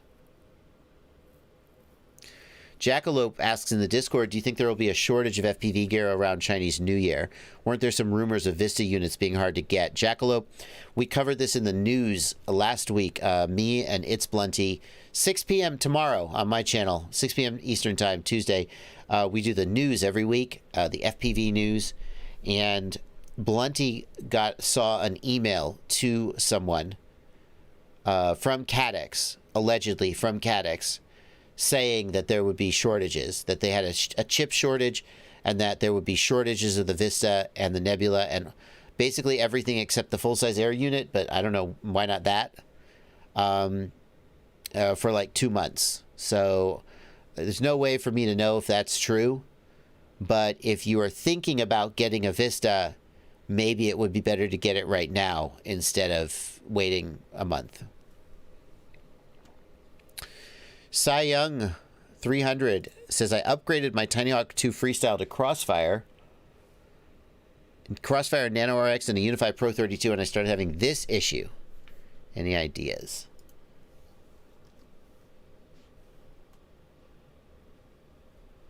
This issue. So, like 99%, this type of interference is external RF interference from a digital device. And a digital device will usually have bands of solid white, or sometimes like white speckles, white stripes. But this just looks to me like a digital transmitter, like maybe a Wi-Fi device, although this probably isn't a Wi-Fi device. The way that it jumped in suddenly, either you flew next to something that was transmitting, like you flew in front of an antenna. Now, I don't think that happened, but... oh, someone plugged in DJI on you. Yeah. This is roughly what it would look like if somebody powered up their DJI goggles right next to you. Yep. Bear in mind, the interference is likely near the receiver. It could be near the receiver, not necessarily near the transmitter. It could be both. You could have interference on the quad that is being picked up by the transmitter and then broadcast. You can have interference near the ground that can interfere with the goggles. But here's the kicker. Watch what happens. Oh, well, maybe I'm wrong. Oh, it went away. And did you see how it went away? Yeah. So that's digital. Those are digital packets being transmitted. And they're being picked up by the analog receiver. And then they slow down and go away. So the question is, what is this? LCV FPV is on the mark with my first guess. My first guess is that the Crossfire receiver is too close to the video transmitter. the telemetry from the Crossfire receiver is transmitting and is messing up the video transmitter. You can fix this by going into the Crossfire Lua script and turning telemetry off and see if that fixes it.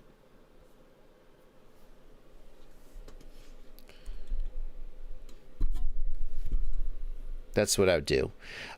Because the Tiny Hawk Freestyle is tiny. So the Nano RX and the Unify are always going to be close together. But other people have built the same quad and haven't had this problem, so.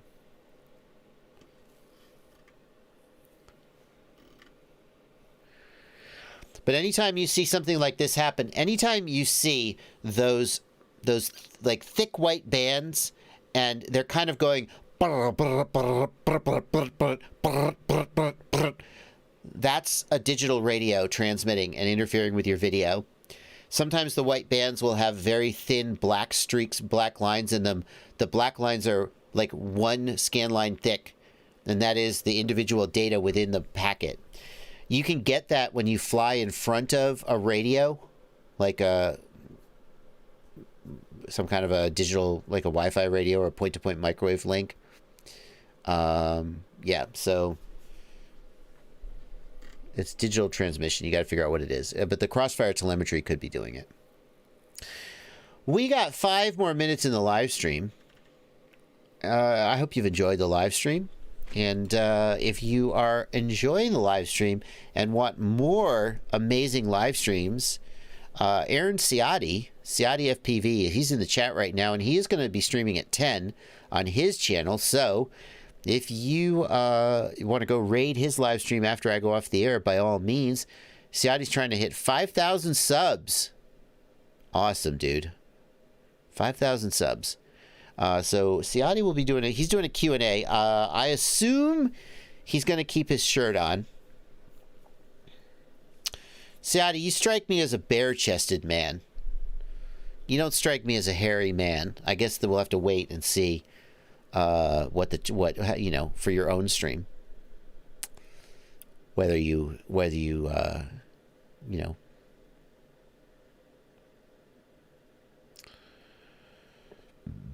Liam Dighton says, recently my drone has been falling out of the air. Even when the drone is next to me, the Goggle OSD displays 8% RSSI. So your RSSI is just not set up right. It's just reading bogus, so ignore that. When the drone falls, it says black box failure, and it rolls as it falls. It says black box failure? Black box failure shouldn't cause the quad to fall out of the air. Something else is up. Something else is up. I would love to know what warning it's making. But black box, whenever the quad disarms, it'll show the most significant warning. And it's hard for me to believe that black box failure is the most significant warning. That's pretty weird. What have you done, Eddie Nunez? What abomination is this? Eddie Nunez in the Discord. What is wrong with you? You strapped a freaking Mavic to a freaking... Why? Why?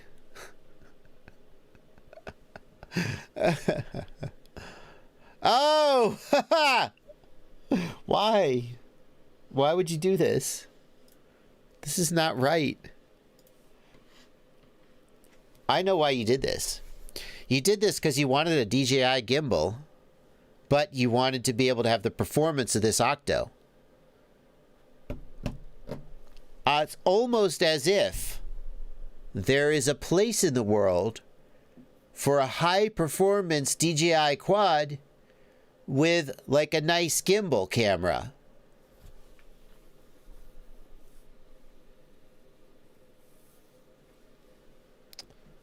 Figure it out.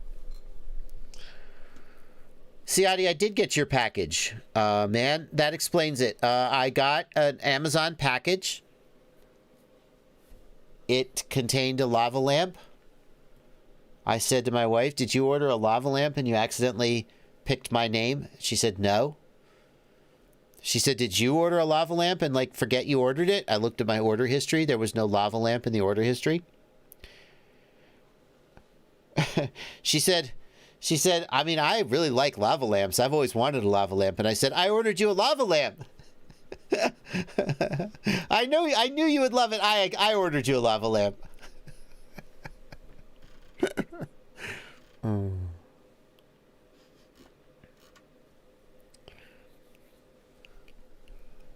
All right.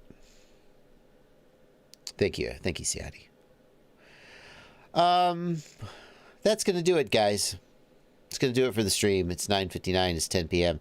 I will see you tomorrow at 6 p.m. for the FPV news with It's Plenty.